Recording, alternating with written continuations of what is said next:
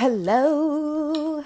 This is my second time recording this video because the first video that I recorded on here did not save, did not work. It's okay. I have to film in 5-minute increments on here because photo booth is a mess. But anyways, what is up? My name is Idalis Rideout. Welcome back to my channel. If you're new here, hi. If you're not, welcome back. Thank you for supporting me. If you like what you see, which I know you do, click that like button. Clicked on this video. You're probably someone who is a people pleaser, who wants to do better for themselves in 2025, and someone who has a very bright light and wants to protect it. So this video is going to be 5 things we are taking with us in 2025. Okay, these are some things that I learned that I want to share with y'all because I feel like I need this advice. Maybe you need to hear this. Maybe I just need to hear this. I don't know. It's going to be 5 things. So they're going to be split up into sections. The first one is open your mouth. Number 2, boundaries. Number 3, choice. Number 4, be a light. And the 5th one is right. So let's get into the first one. So the first one is open your mouth. And when I say open your mouth, I mean literally open your mouth, like you need to start speaking your mind, as I am doing here, which is why I'm making this video, because it's been on my heart and my mind to just start speaking more and to get over this public fear of speaking, because I think my words aren't valuable, which is not true. Because I know they are, because some people need to hear them. Yeah, I feel like most of my life I've been taught that being loud, especially as a woman, is not a good thing. And that when I was quiet and I didn't speak up for myself or I didn't talk back to my parents, I was praised. Right? We're all taught these things from when we're children. It all stems from that. And it's continued into my adult life. And it hasn't made me a person who really stands up for herself a lot, speaks her mind a lot. But we are growing out of it. And I feel like, especially as someone who people pleases a lot, you have to speak up. And to also project your light even more onto the world, you have to use your voice. And I feel like even talking now, like my throat is a little... because I'm not used to it and I get nervous thinking I'm going to say the wrong thing or people are going to misinterpret or not understand or whatever. Whoever this is for, this is for. Whatever you need to say, hits whoever you need to say, and that's it. That's the point. Just say what you need to say. And I feel like this year I'm really just going to be loud. And I feel like especially for people who have been through things, like speaking up for yourself is a really big deal. And I think also with using my voice, it means I'm also embracing a bit of the cringe, because maybe some things I do or say is a bit cringe and I'm strange. And I feel like the more you speak up, the more you're able to defend yourself and able to put down boundaries. And the next one is boundaries. So I have had trouble with this for a very long time now.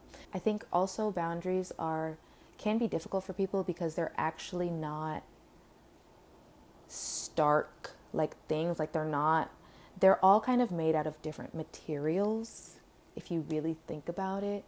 Like maybe one of my boundaries is that I go to the gym every Monday and I do my glute routine. And I do. But what if I'm on vacation? What if I'm on my period? What if I'm going through X, Y, and Z? Like these boundaries are also kind of like flexible.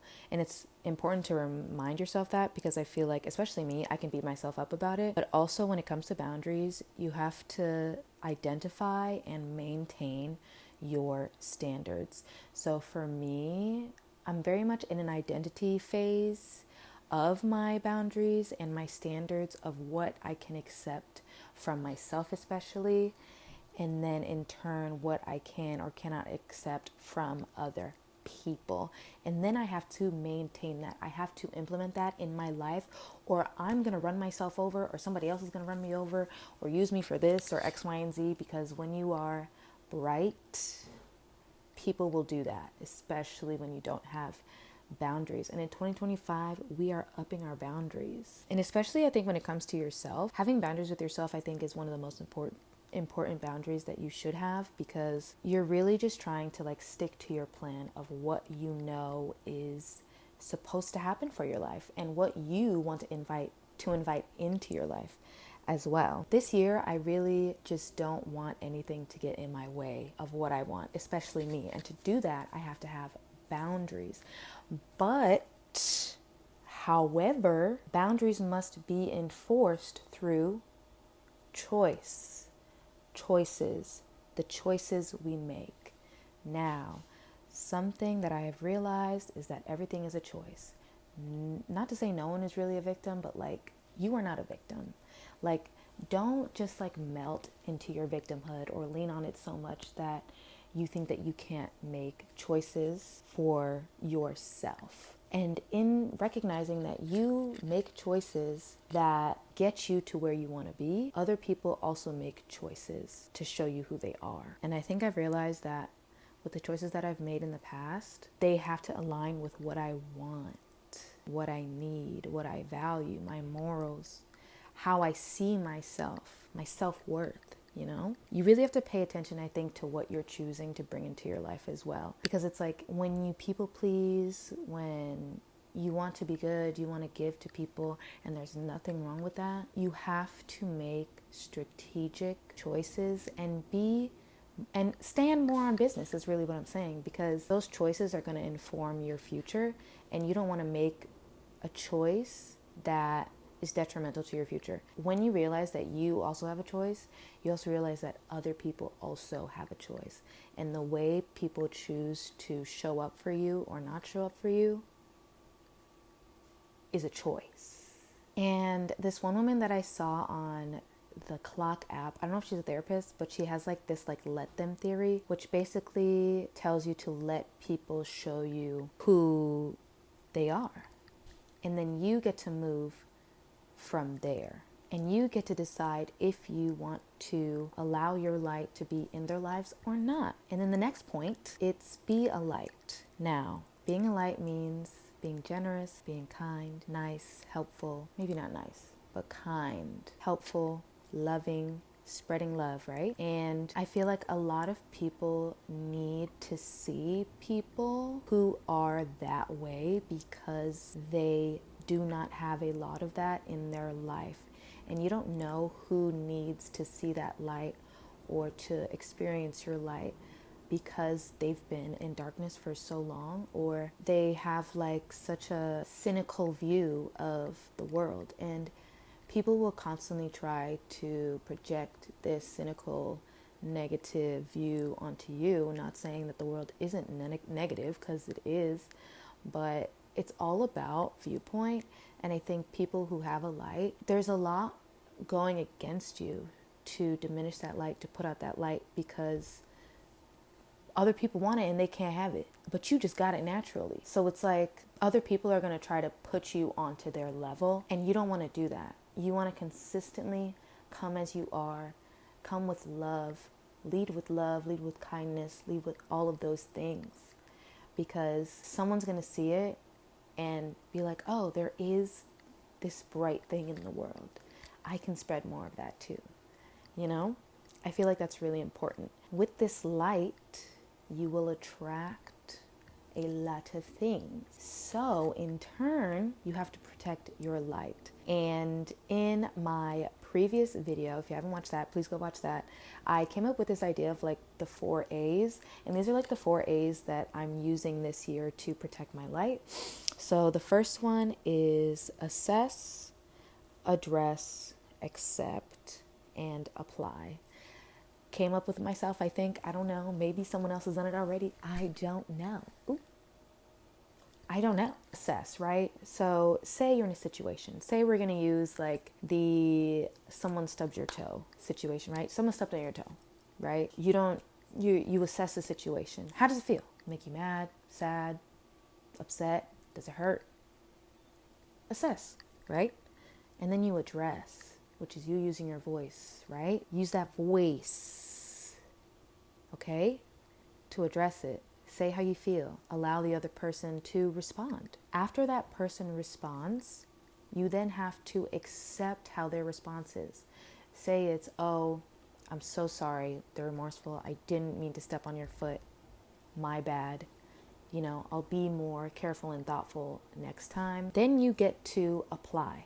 So you get to then set those boundaries and make a choice on whether, do you want to be around this person when they're dancing? Because maybe they'll step on your foot. So maybe if you're dancing with them, wear a thicker shoe. Or just don't dance with them at all. I feel like these 4As kind of like help. Oh, I gotta sneeze. I'm sorry, I'm a little sick, y'all. But I feel like these 4As allow you to look at situations and kind of take it step by step in order to see what is worth your presence and what is not. Because my presence is a present. I think remembering that, remembering how important, how special, how fragile. You have to take care of yourself. You have to take care of what you bring to the table. And other people may see that and want to take from it, may see that and want to diminish that. If you ever feel like within these 4As, like when you're accepting what this person is giving you, when you're in that acceptance phase, it's like really assessing, like, is this making my light or my joy feel less than or feel diminished? And if it is, then you gotta let it go. You gotta stop dancing, And honestly, something that I think has been helping me a lot through all of this is writing, which is my last point and what I'm also bringing into 2025. And I feel like everyone should bring into their lives generally, whether you have a therapist or not, like write, okay? Something that I think therapy has taught me is that writing is so important. Y'all, I've been writing so much in the morning, and I've been doing like 3 to 4 pages in the morning, like just 45 minutes of just like a brain dump. And I feel like it has allowed me to come on here and kind of talk about what I want to talk about and to rearrange my thought process so that I can speak clearly. And obviously when you're writing, it doesn't have to be a novel, it doesn't have to be a poem, it doesn't have to be a whole George R.R. Martin Game of Thrones book. It don't have to be that. All it has to be is you just writing, just getting it out, saying your thoughts, because it just really helps with your processing of life, of emotions. And also it's kind of cool to look back on, not gonna lie. Have I looked back on some of my stuff? Yes. Is it a little scary? Yes. But one day I'm gonna look back at those journals and be like, oh yeah, I was going through it. So it's good to write. I know people have done studies about writing and how it's really beneficial for humans, but there is just something about getting your thoughts on paper that just makes everything make sense. And I almost feel like I have less anxiety because of it. Definitely a lot less anxiety because of it. I love reading. I love consuming, but you also have to be careful of what you consume. And I really want to start creating more than I consume this year. And that starts with me writing, honestly, because I do love writing, coming up with ideas and X, Y, and Z. So, ooh, okay, girl. So that's all I have to say. That's how I'm going to be protecting my light this year. I'm going to be loving on myself and just living. I just want to be free. I want my soul to be free and my ego to be strong. Don't get it twisted. My ego is here, okay? It loves me. I love it. However, it does not control everything. It's not big. It's strong. It's solid. But my soul is even bigger. So yeah, I hope y'all enjoyed this video. If you did, like it. Hello. I feel like I'm going to post this and I'm going to be like, are people going to understand me? But the whole point of this thing is that you understand yourself and it will reach the right people. That's all I need to think about. It'll reach who it's going to reach, and it's going to reach the right people, and that's all, period. So thanks for watching, guys. Subscribe and become a writer today. I can't believe I had to record this like a second time. Like, girl, at least I knew what I was going to say. I guess the first one was like practice. Whatever, it's fine. We had to record it a second time, and that's okay. The universe said record it again. You said things that maybe you wanted to say, or maybe you missed some things in the first video, but now you said it in the second, and it's gonna hit somebody harder because you said it in the second video. That's why I told you to re-record. That's why it didn't work the first time. Do it, girl. That was the universe talking to me instead of me being frustrated and trying to find a resolution for like 3 hours. But it's fine. We're here. Okay. Bye.